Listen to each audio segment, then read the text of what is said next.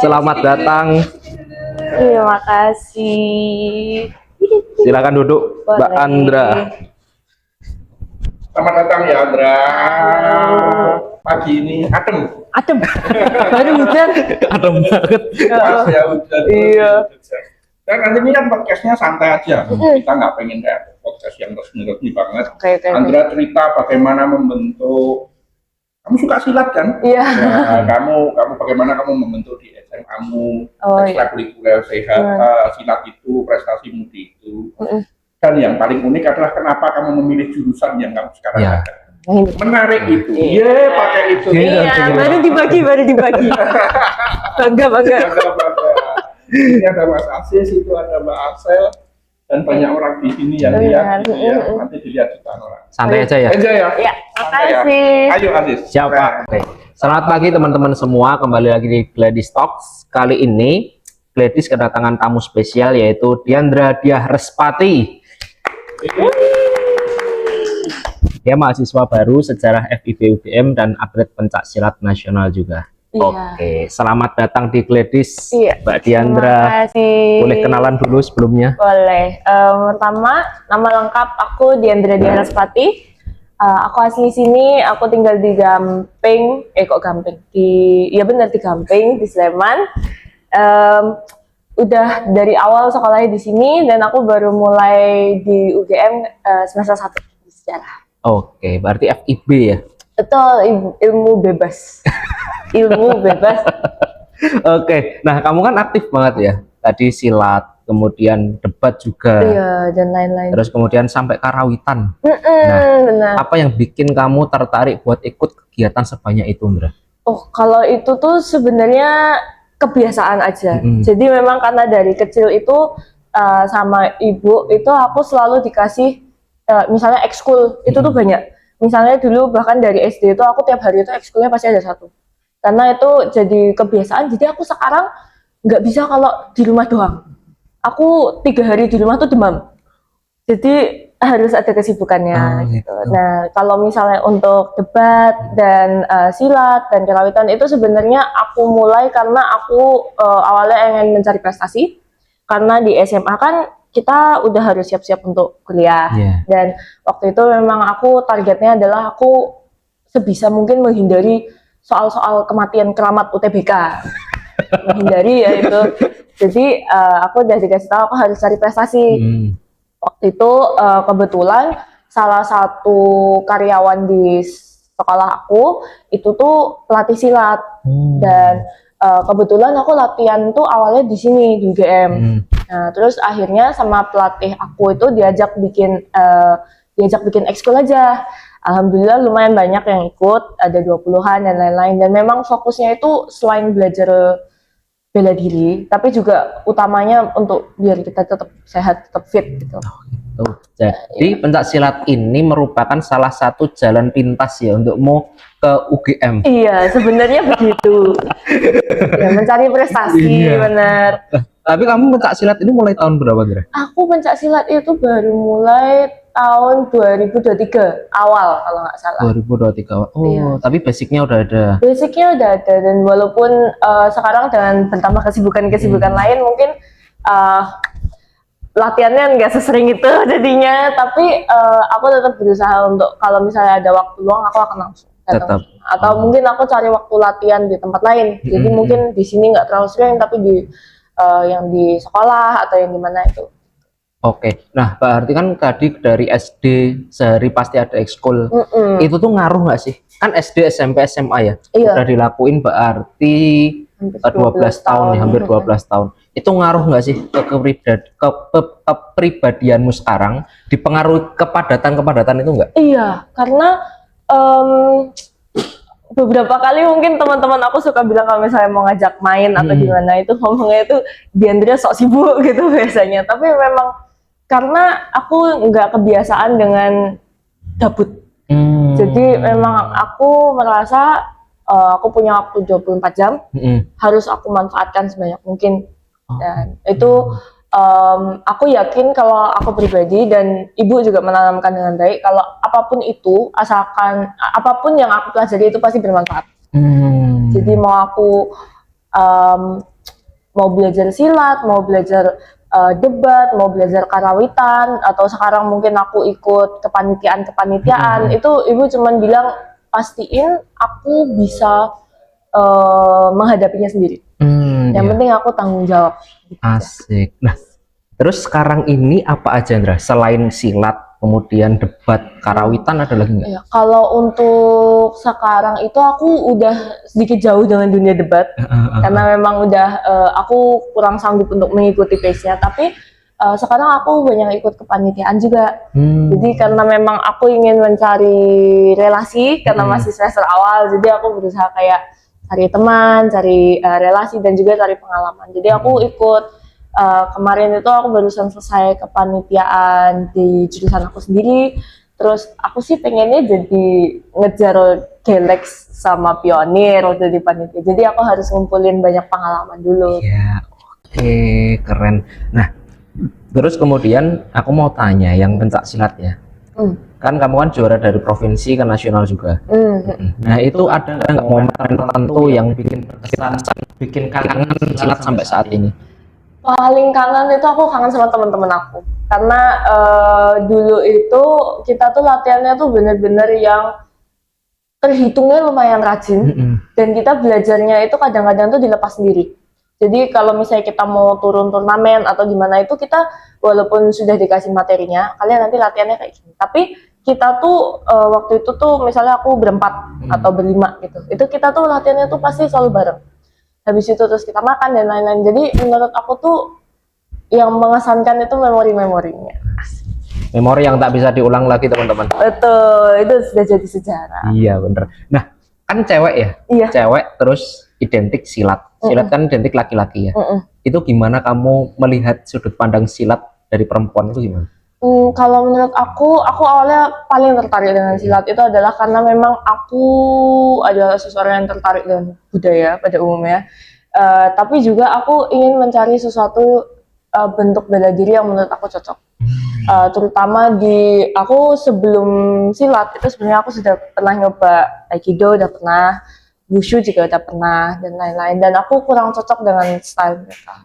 Aku bertemu dengan perguruan aku yang sekarang yang bela diri, itu menurut aku jauh lebih cocok di aku, dan materi-materinya di aku itu lebih gampang dipahami dibandingin kalau misalnya Wushu. Karena kan kadang-kadang kita melakukan suatu gerakan tuh kayak ini sebenarnya maksudnya apa sih? Ya, bener. Jadi kita tuh ngapain sih harus gini-gini, harus gini-gini, itu kayak fungsinya apa gitu. Cuman kayak kalau misalnya di perguruan aku itu diajarin, misalnya kita kalau posisi kayak gini tuh untuk melindungi apa, fungsinya apa. Jadi aku lebih suka di silat bela diri karena kayak dijelasin. Jadi aku nggak ngawang gitu loh apa yang dilakukan. Jadi setiap gerakannya ada maksudnya ya? Iya, ada tujuannya. Jadi emang nggak sembarang biar keren gitu. Iya.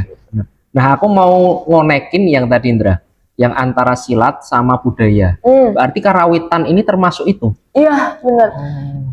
Sebenarnya kalau untuk karawitan itu terkait musik secara umum, aku ini sebenarnya buta nada.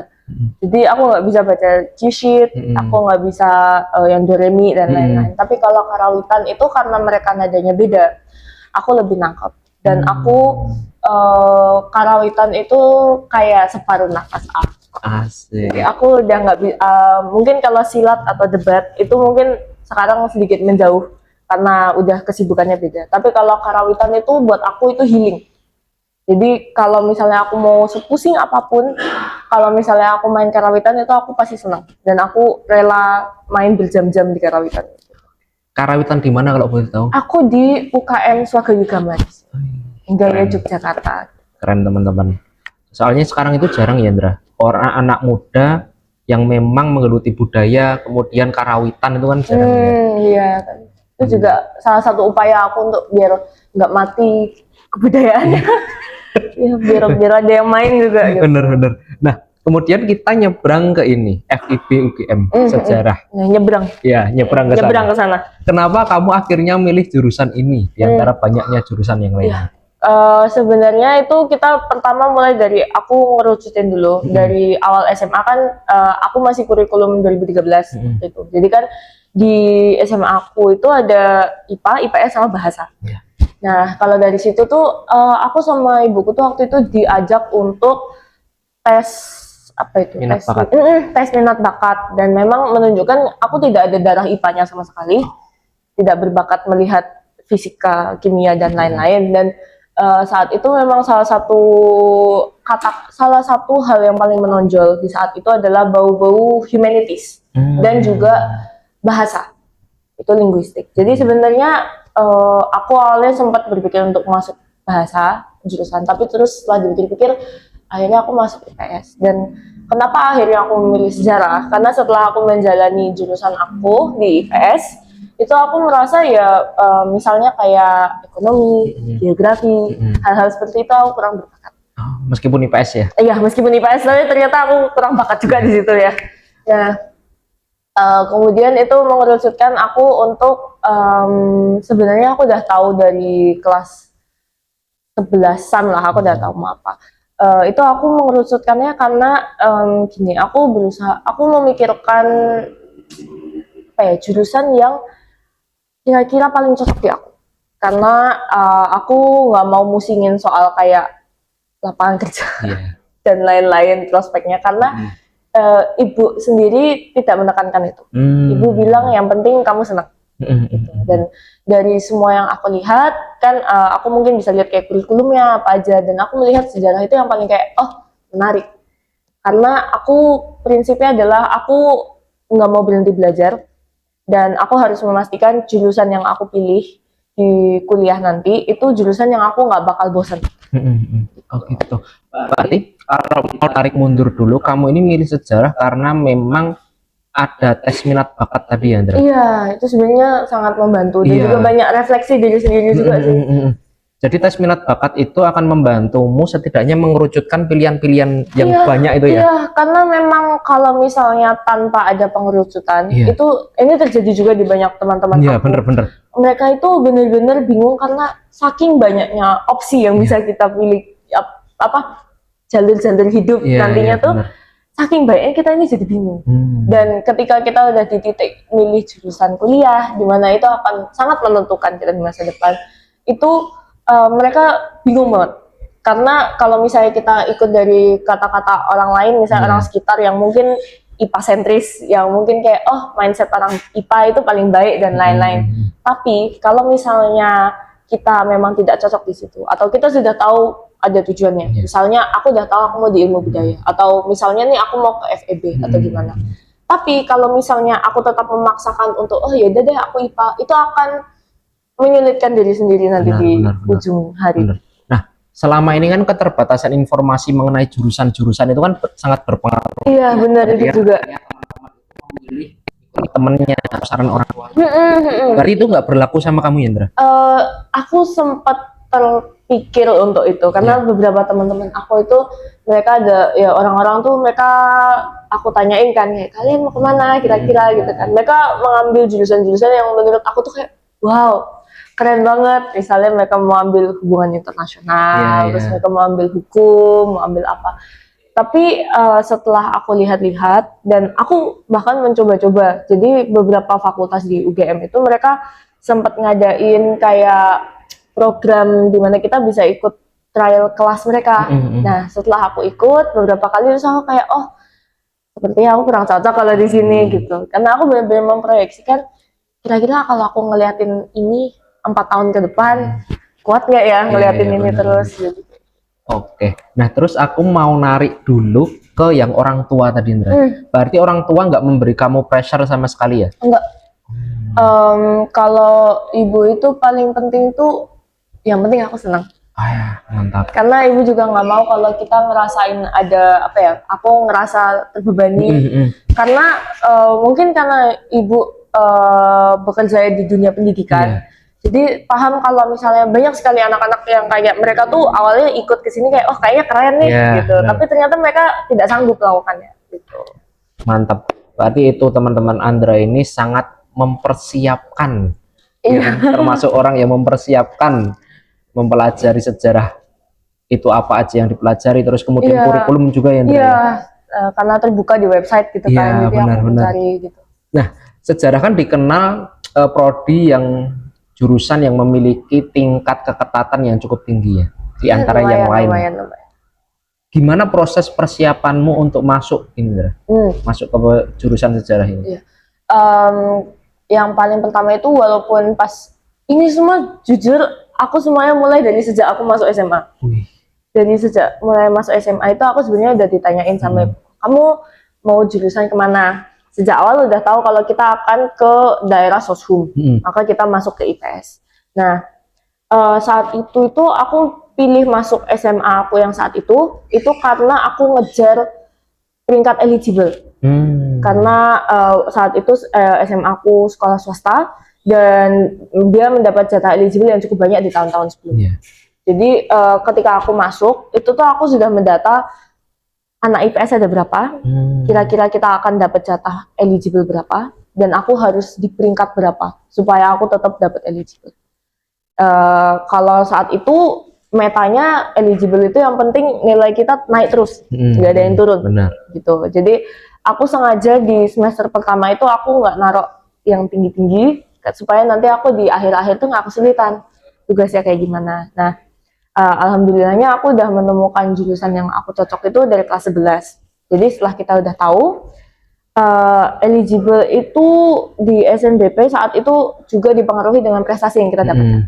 Makanya kemudian terus aku jadi kayak ngejar silat, ngejar debat dan lain-lain karena aku mencari prestasi. Dan memang aku mencari sertifikat saat itu. Dan kalau di sini baiknya kita cari sertifikat dari kampus itu sendiri. Jadi aku mengikuti pertandingan-pertandingan yang diselenggarain UGM dan lain-lain.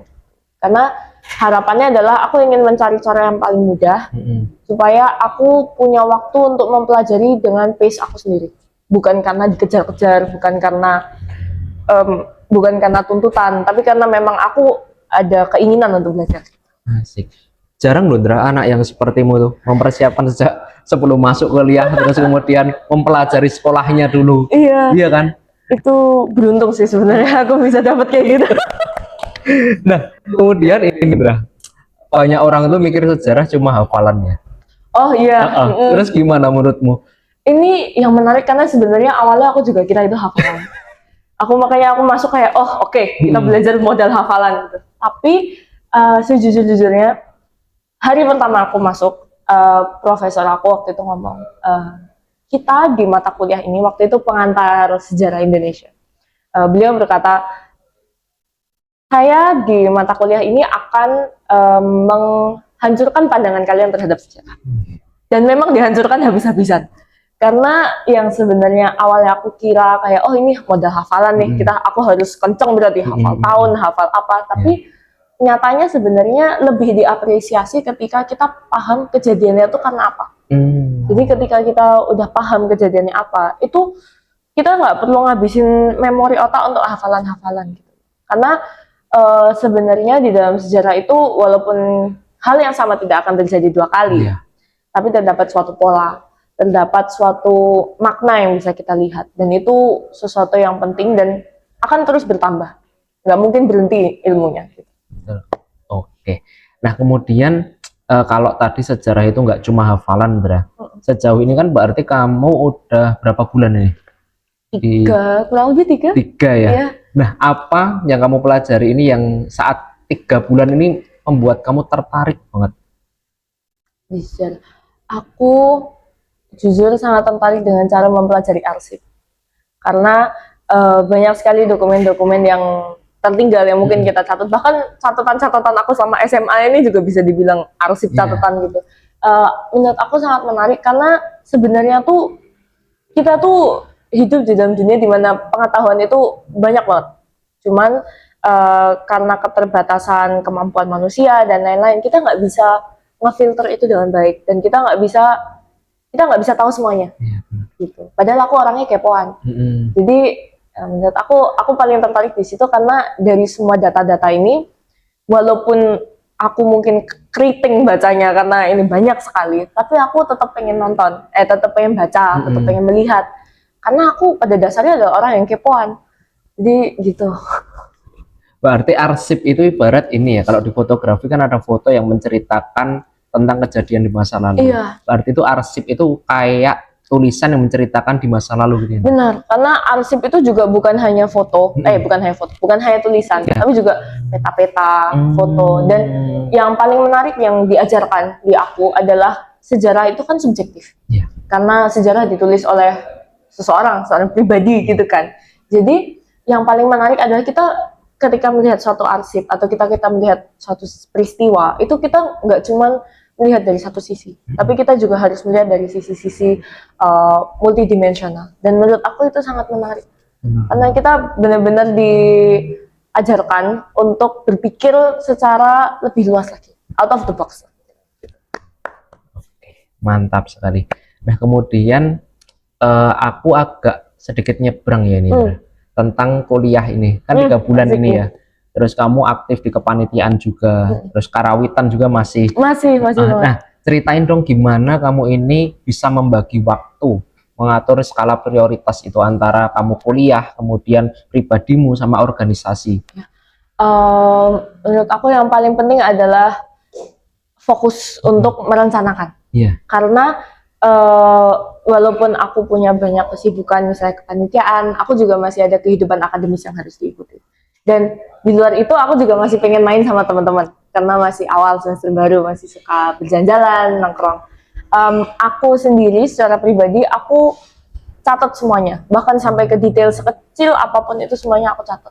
Dan kalau misalnya HP ku di situ, kalau misalnya di kalender aku itu semuanya aku catat sampai ke detik-detiknya, sampai ke menit-menit. Iya, karena misalnya bahkan aku ada jadwal main sama teman saja aku masukin ke situ. Karena kalau enggak, aku nggak inget. Bener-bener lupa. Karena aku orangnya semakin banyak, ya umumnya ya, semakin stres nanti jadi orang pelupa gitu. Jadi aku harus punya suatu pegangan. Jadi misalnya hari ini aku ketemu, terus aku ketemu sama Mas Aziz. Terus aku masukin di Google Calendar. Habis ini aku ada rapat, aku masukin. Tapi nanti malamnya aku mau jalan, aku masukin juga. Semuanya aku masukin. Oke, bener. Soalnya kan sekarang banyak banget ya orang itu yang terkesan gedebak-gedebuk. Ya kan? Gedebak-gedebuk banget. Ambil sana sini tanpa planning. Berarti sepenting itu ya untuk mengatur skala prioritas ini. Karena sebenarnya bukan soal kerapihan, karena sebenarnya aku juga bukan orang yang rapi, tapi soal pegangan. Karena kita harus punya semacam guide. Karena menurut aku jadwal itu sebagai acuan aja. Jadi nggak apa-apa kalau misalnya aku mungkin melenceng sedikit dari jadwal aku hari itu. Tapi setidaknya aku udah ada gambaran besar. Aku hari ini mau ngapain aja sih? Kira-kira apa yang mau aku capai hari ini? Seenggaknya kita tahu. Iya, jadi kita nggak kayak pelongo-pelongo kayak, aduh kita ngapain ya? Gitu. Betul. Kemudian setelah mengatur skala prioritas itu, terus kamu kan baru 3 bulan ya di FIB. Iya. Itu apa tantangannya? Tantangannya adalah walaupun aku masih udah berusaha rapi, ujung-ujungnya tetap gedebak-gedebak aja. Jadi ujung-ujungnya tetap kacau. Tapi setidaknya karena aku ada pegangan itu, kacaunya aku masih bisa tarik bilangnya sedikit pelan-pelan. Tapi tantangan paling besar itu jujur membagi waktu. Karena walaupun aku sudah berusaha untuk membagi waktu, pasti ada kejadian-kejadian tidak terduga. Ngaret, benar. cancel, terus tiba-tiba ketambahan lagi. Misalnya aku baru aja nge-ACC kayak, oke, aku mau ikut panitian ini. Terus tiba-tiba ada event lagi 3. Nah, jadi sangat kesulitan ketika gampang overwhelmed. Karena ada begitu banyak opsi, ada begitu banyak kewajiban, tapi aku juga punya banyak keinginan. Jadi kadang-kadang tuh aku suka bengong di FIB ini, Gedung Sugondo lantai 7. Nah, aku suka banget bengong di situ. Dan itu sebagai cara supaya aku tuh menurunkan emosi aku, supaya aku bisa fokus. Karena kalau enggak, gedebak-gedebak. Berarti kalau teman-teman yang mau nyariin kamu di lantai 7 itu. Iya, kalau misalnya aku nggak ada di kelas, berarti aku di lantai 7. Pasti begitu. Kadang-kadang teman aku nanya, kamu di mana? Lantai 7. Aku foto di lantai 7 gitu. Pasti selalu di lantai 7. Oke. Nah, kalau dari kayak pelajaran itu nggak kesulitan? Kesulitan? Sejujurnya kesulitan. Tapi yang bikin aku senang adalah karena aku masih suka dengan pelajarannya. Walaupun ya banyak tantangannya dan lain-lain, tapi menurut aku ini adalah tantangan yang masih bisa aku hadapi dan belum tantangan yang sampai aku merasa aku harus menyerah. Menurut aku ini tantangan yang kayak asik nih gitu. Oke. Nah terus kemudian ini Indra, gimana caramu me time ala Andra itu gimana? Me time aku bengong di lantai 7. Itu enggak yang Netflix gitu enggak ya? Gak punya waktu buat Netflix. Oke. Gak bisa Netflix. Aku me time adalah makan enak. Paling jujur itu aku kayaknya pengeluaran terbesar aku adalah makanan. Karena kalau misalnya mungkin check out Shopee atau beli baju atau perhiasan itu aku masih bisa menahan diriku sendiri. Aku masih bisa kayak nggak dulu deh, nunggu diskon deh atau apa gitu. Tapi kalau makanan, wah, gas. Berarti bukan bukan perintis, bukan pewaris, tapi penglaris. Betul. Aku ini penglaris. Oke. Nah kemudian ini Indra, 92% anak SMA itu kan saat ini datanya masih merasa bingung setelah lulus. Kemudian mau lanjutin kemana? Kamu kan nggak melewati, karir ya? Iya. Kamu kan nggak melewati itu ya. Kalau cerita belum aja sih.